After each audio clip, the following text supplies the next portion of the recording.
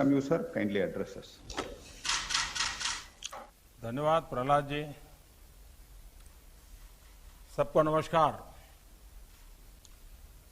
देश और विदेश में इस इवेंट में हिस्सा ले रहे सभी साथियों का बहुत बहुत स्वागत है। इतने चैलेंजिंग टाइम में इस तरह के इवेंट का होना, आप सभी का उसमें शामिल होना अपने आप में एक बहुत बड़ी आशा जगाता है, विश्वास का बहुत बड़ा संदेश लेकर के आता है। भारत कोरोना से लड़ेगा भी और आगे जीतेगा भी, आगे बढ़ेगा भी। भारत इस बड़ी आपदा को आपदा समझ करके रोते बैठने के पक्ष का नहीं है। भारत आपदा कितनी ही बड़ी क्यों न हो, उसको अवसर में बदलने के लिए कृत संकल्प है और हम सब मिलकर के आपदा को अवसर में बदलेंगे। कोरोना के इस संकट ने भारत को आत्मनिर्भर भारत, सेल्फ रिलायंट होने का सबक भी दिया है। आत्मनिर्भर भारत यानी भारत इंपोर्ट पर अपनी निर्भरता कम करेगा। आत्मनिर्भर भारत यानी भारत इंपोर्ट पर खर्च होने वाली लाखों करोड़ों रुपयों की विदेशी मुद्रा बचाएगा और देश के गरीबों के कल्याण के लिए काम में लाएगा। आत्मनिर्भर भारत यानी भारत को इंपोर्ट न करना पड़े, इसके लिए वो अपने ही देश में साधन और संसाधन विकसित करने की दिशा में लगातार प्रयास करेगा, आगे बढ़ेगा। आत्मनिर्भर भारत यानी जिसे आज हम इंपोर्ट करते हैं, कल को, और ये बात मैं बहुत जिम्मेवारी के साथ आप सबके पर भरोसा होने के लिए कह रहा हूं, ये आप पर मेरा जो भरोसा है उसके लिए मैं कह रहा हूं कि आज हम जो इंपोर्ट करते हैं, कल को उसी के सबसे बड़े एक्सपोर्टर बनेंगे। साथियों, इस लक्ष्य को प्राप्त करने के लिए यह बहुत आवश्यक है कि हम एक एक सेक्टर को पकड़कर, एक एक प्रोडक्ट को पकड़कर, एक एक सर्विस का ध्यान करते हुए होलिस्टिक तरीके से काम करें।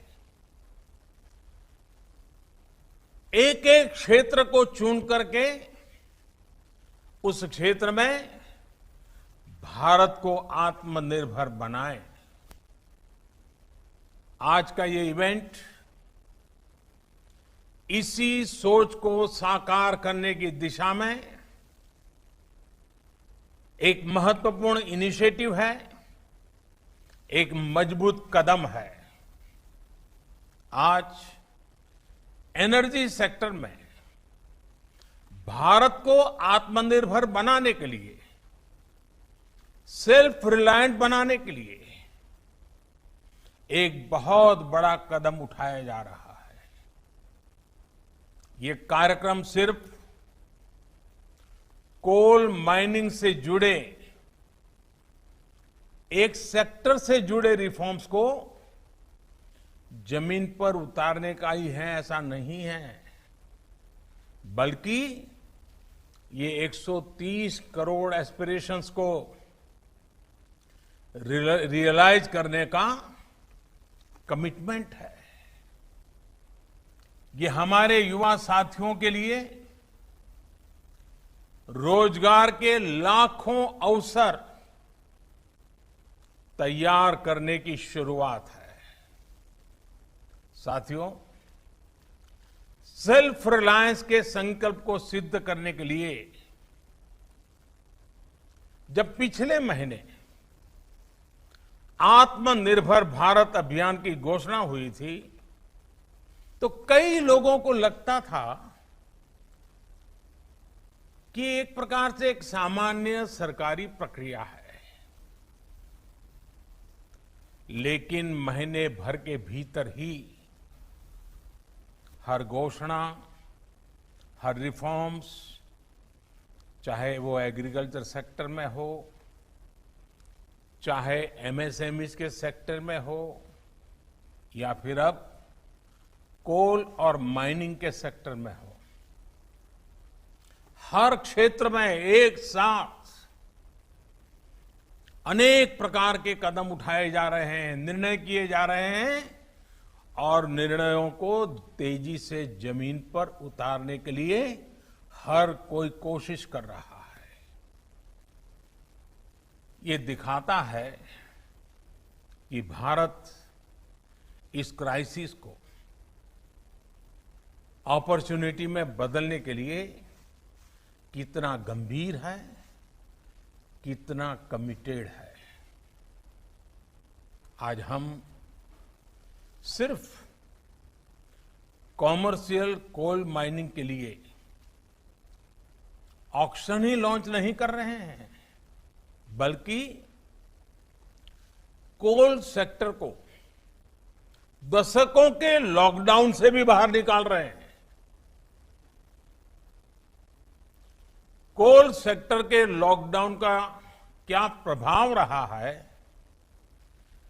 ये मुझसे भी ज्यादा आप सब लोग बेहतर तरीके से जानते हैं। सोचिए, जो देश कोल रिजर्व के हिसाब से दुनिया का चौथा सबसे बड़ा देश हो, जो दुनिया का दूसरा सबसे बड़ा प्रोड्यूसर हो, वो देश कोल का एक्सपोर्ट नहीं कर रहा है, बल्कि हमारा देश दुनिया का दूसरा सबसे बड़ा कोल इंपोर्टर है, कोल आयात करता है। बड़ा सवाल ये है कि जब हम दुनिया के लार्जेस्ट प्रोड्यूसर हैं, एक प्रकार से लार्जेस्ट प्रोड्यूसर के जो मेन ग्रुप है, हम उसमें से एक हैं। अगर ये सच्चाई है तो हम लार्जेस्ट एक्सपोर्टर क्यों नहीं हो सकते? और ये हम सबको अपने आप को पूछना है। और यही सवाल मेरे आप सभी को और करोड़ों भारतीयों के मन में भी हमेशा उठता रहा है। साथियों, हमारे यहां दशकों से यही स्थिति चल रही थी। देश के कोल सेक्टर को कैप्टिव और नॉन कैप्टिव के जाल में उलझाकर रखा गया था। इसको कंपटीशन से बाहर रखा गया था। ट्रांसपेरेंसी की एक बहुत बड़ी समस्या बार बार सामने आई है। ईमानदारी से ऑक्शन को छोड़िए, कोयला खदानों के अलॉटमेंट में बड़े बड़े घोटालों की चर्चा हर किसी ने सुनी है, हर समय हुई है, हर कोने में हुई है। इस वजह से देश के कोल सेक्टर में इन्वेस्टमेंट भी कम होता था और उसकी एफिशिएंसी भी हमेशा सवालों के घेरे में रहती थी। कोयला निकलता किसी राज्य में था, जाता सैकड़ों किलोमीटर दूर किसी अन्य राज्य के पावर प्लांट के लिए होता था, जबकि वे राज्य के पावर प्लांट्स कोयले का इंतजार करे रह जाते थे। यानी काफी कुछ मिसमैनेज था, अस्त व्यस्त था। साथियों, साल 2014 के बाद इस स्थिति को बदलने के लिए एक के बाद एक कई कदम उठाए गए। जिस कोल लिंकेज की बात कोई सोच नहीं सकता था, वो हमने करके दिखाया। ऐसे कदमों के कारण कोल सेक्टर को मजबूती भी मिली। आज बड़े बड़े रिफॉर्म्स को एब्सॉर्ब करने की ताकत उसके अंदर आ रही है। अभी हाल में हमने वो रिफॉर्म्स किए जिसकी चर्चा दशकों से चल रही थी, आप लोग भी कर रहे थे, जो अपने आप को एक्सपर्ट कमेंटेटर मानते हैं वे भी कर रहे थे। अब भारत ने कोल और माइनिंग के सेक्टर में कंपटीशन के लिए, कैपिटल के लिए, पार्टिसिपेशन और टेक्नोलॉजी के लिए पूरी तरह से खोलने का बहुत बड़ा फैसला लिया है। इसका भी ध्यान रखा गया है कि जो नए प्लेयर्स, प्राइवेट प्लेयर्स माइनिंग के क्षेत्र में आए, उन्हें फाइनेंस के कारण कोई दिक्कत ना हो, उसका भी ध्यान रखा गया है ताकि नए लोगों को प्रोत्साहन मिले।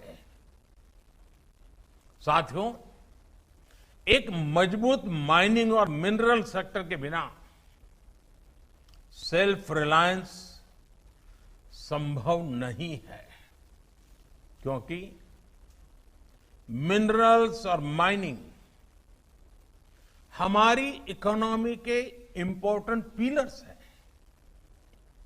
अब रिफॉर्म्स के बाद अब कोल प्रोडक्शन, पूरा कोल सेक्टर भी एक प्रकार से आत्मनिर्भर हो पाएगा। अब कोयले के लिए बाजार खुल गया है। जिस सेक्टर को जब जितनी जरूरत होगी वो खरीदेगा। साथियों, जो रिफॉर्म्स के लिए और जो रिफॉर्म्स हमने किए गए हैं, उसका लाभ सिर्फ कोल सेक्टर को ही नहीं, दूसरे अन्य सेक्टरों पर भी पड़ेगा। जब हम कोल प्रोडक्शन बढ़ाते हैं तो पावर जनरेशन बढ़ने के साथ ही स्टील, एल्यूमिनियम, फर्टिलाइजर, सीमेंट जैसे तमाम दूसरे सेक्टर्स में प्रोडक्शन और प्रोसेसिंग पर भी सकारात्मक पॉजिटिव इंपैक्ट होता है। सौभाग्य से हमारे यहां कोल, आयरन, बॉक्साइट ऐसे कई मिनरल्स के रिजर्व्स एक दूसरे के बहुत नजदीक होते हैं, बहुत आसपास ही होते हैं। एक प्रकार से परमात्मा ने जैसे क्लस्टर बना करके रखा हुआ है हमारे लिए।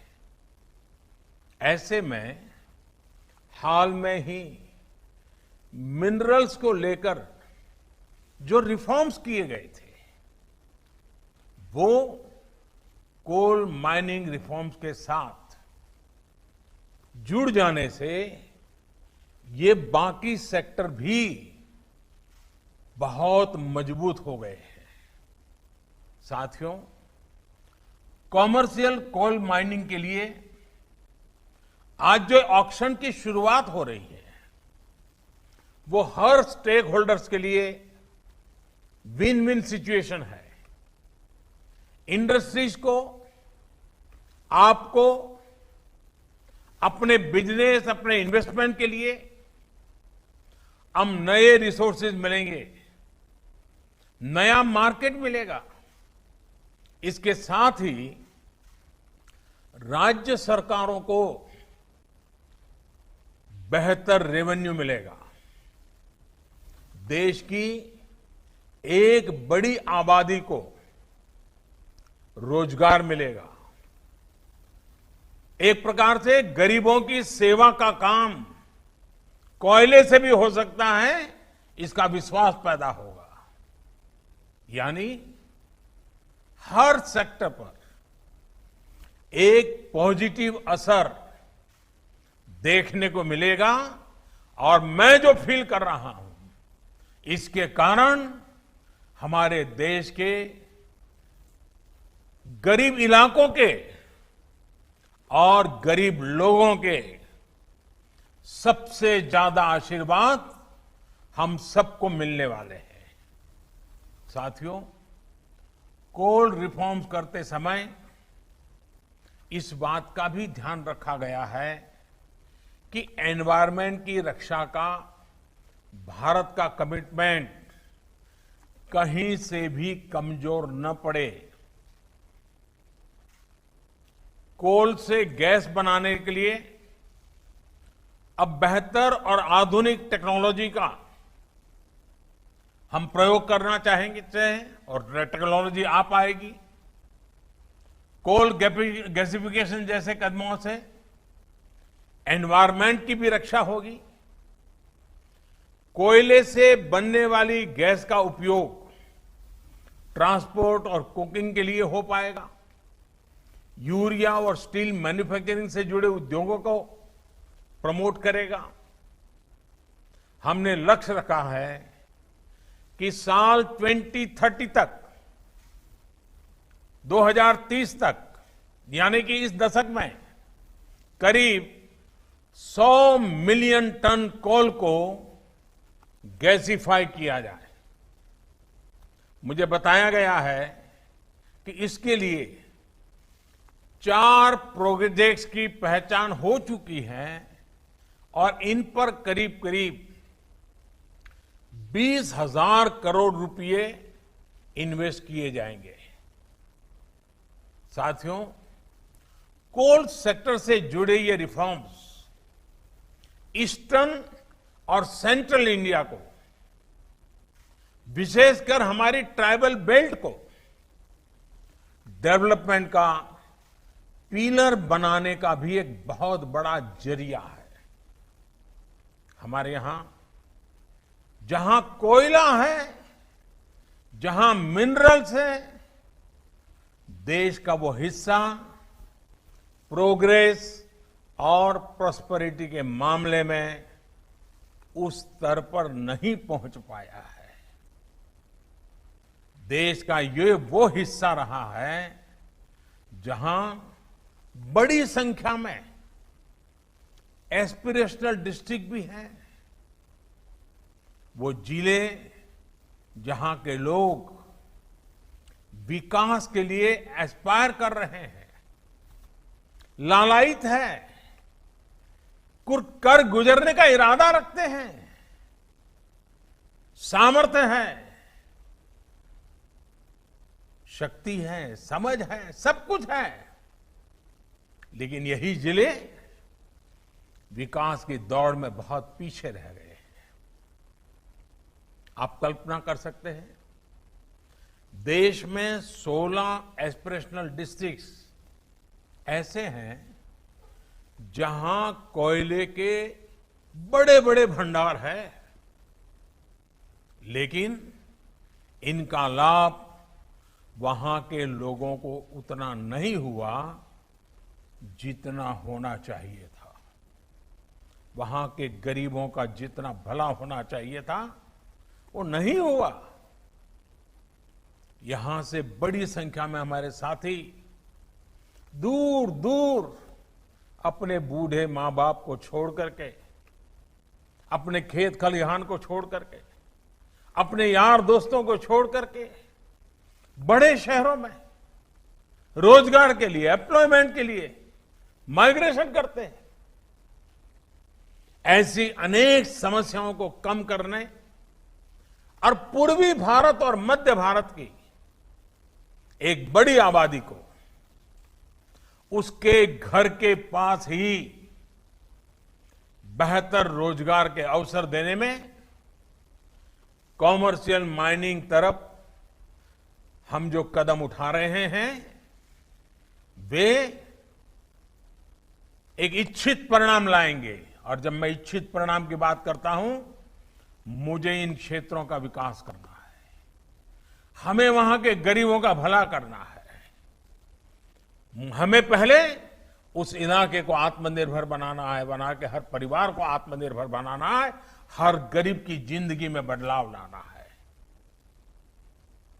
आज जिन कोल ब्लॉक्स का ऑक्शन हो रहा है, इनसे ही इस क्षेत्र में लाखों जॉब पैदा होने का अनुमान है। इतना ही नहीं, कोयला निकालने से लेकर ट्रांसपोर्टेशन तक को बेहतर बनाने के लिए जो आधुनिक इंफ्रास्ट्रक्चर तैयार किया जाएगा, उससे भी रोजगार के अवसर बनेंगे, वहां रहने वालों को अधिक सुविधाएं मिलेगी। अभी हाल ही में सरकार ने इस तरह के इंफ्रास्ट्रक्चर पर 50,000 करोड़ रुपए खर्च करने का निर्णय किया है। साथियों, कोल सेक्टर में हो रहे रिफॉर्म, इस सेक्टर में हो रहा निवेश लोगों के जीवन को, विशेषकर हमारे गरीब और आदिवासी भाई बहनों के जीवन को आसान बनाने में बहुत बड़ी भूमिका निभाएगा। कोल प्रोडक्शन में, अनकोल प्रोडक्शन से राज्यों को एक्स्ट्रा रेवेन्यू मिलेगा। उसका इस्तेमाल वहां की जन कल्याण योजनाओं में होगा, उस राज्य के विकास में होगा।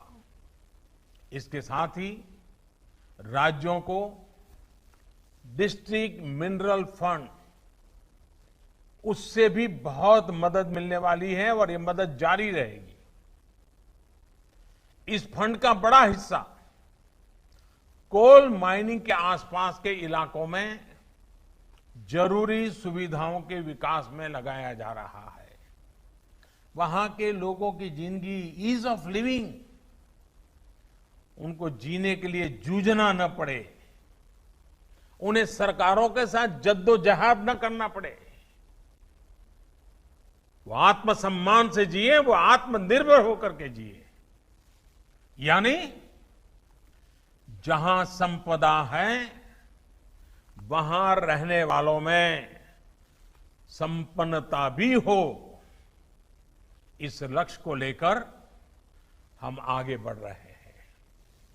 आज उठाए जा रहे ये कदम इस लक्ष्य को हासिल करने में बहुत मददगार सिद्ध होंगे। साथियों, ये ऑक्शन ऐसे समय में हो रहा है जब भारत में बिजनेस एक्टिविटी तेजी से नॉर्मल हो रही है। कंजम्पशन और डिमांड बड़ी तेजी से प्री कोविड लेवल की तरफ आगे बढ़ रहे हैं। ऐसे में इस नई शुरुआत के लिए इससे बेहतर समय हो ही नहीं सकता। पावर जनरेशन हो, कंजम्पशन हो, पेट्रोलियम प्रोडक्ट्स की डिमांड हो, इनमें मई के आखिरी और जून के पहले हफ्ते में तेजी से बढ़ोतरी हुई है। इसी तरह अप्रैल की तुलना में ई वे बिल्स उसमें करीब 200% का बड़ा उछाल देखने को मिला है, 200%। जून में टोल कलेक्शन भी फरवरी के कलेक्शन का 70% तक पहुंच चुका है।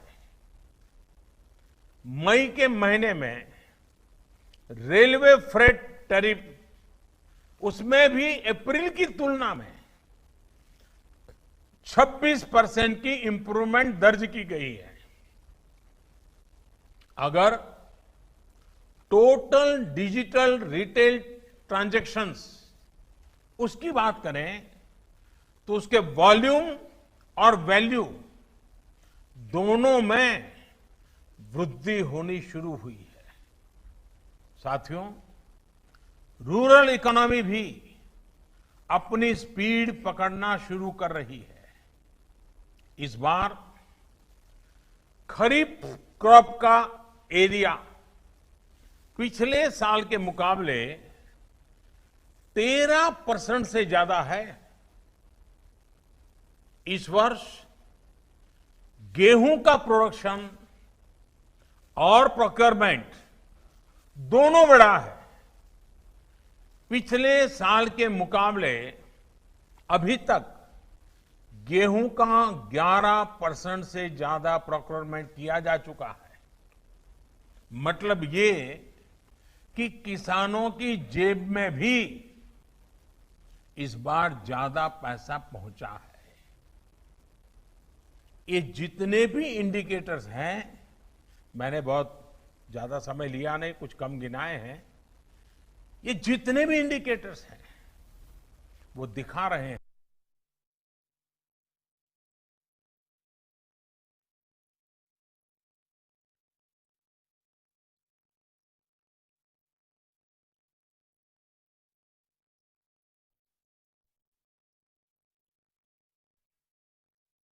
बाहर निकला है,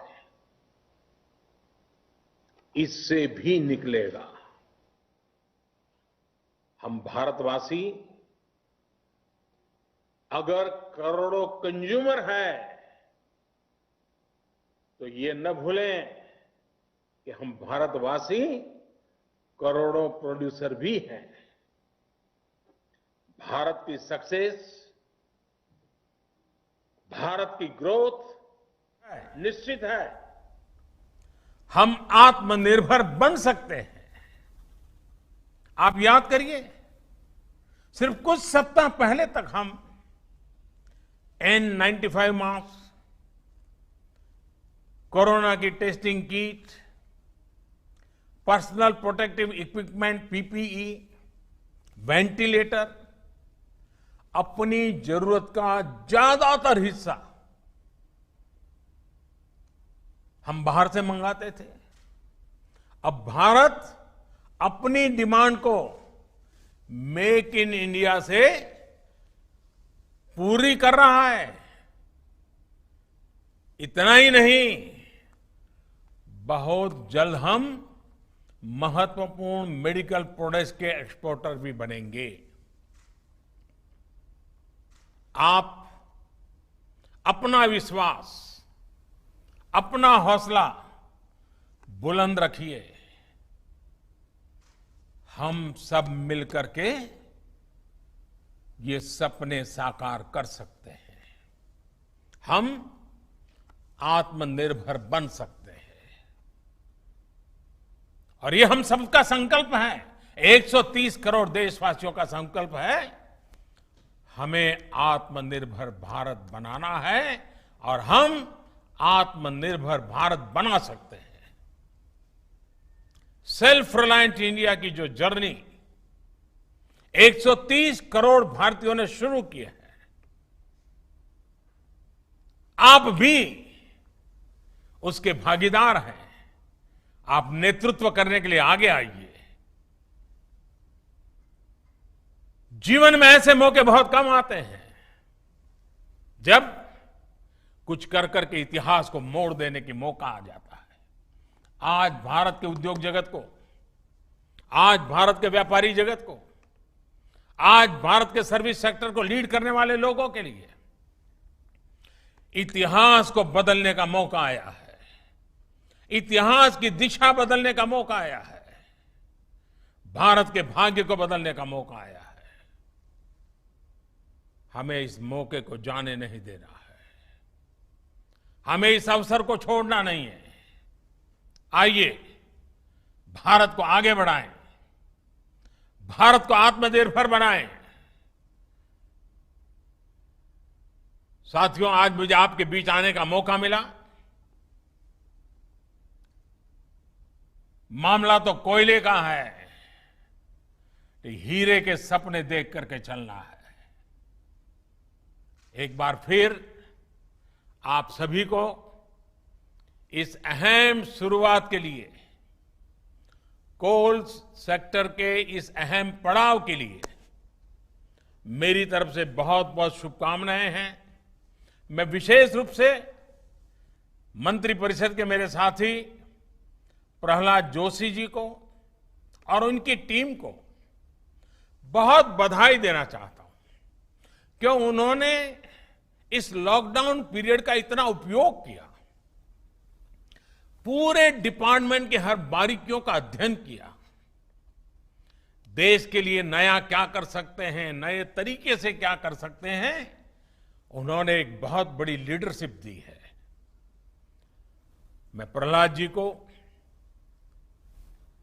उनके सचिव और उनकी टीम को आज बहुत बधाई देना चाहता हूं। आपको लगता होगा कि आप एक छोटा सा कार्यक्रम कर रहे हैं।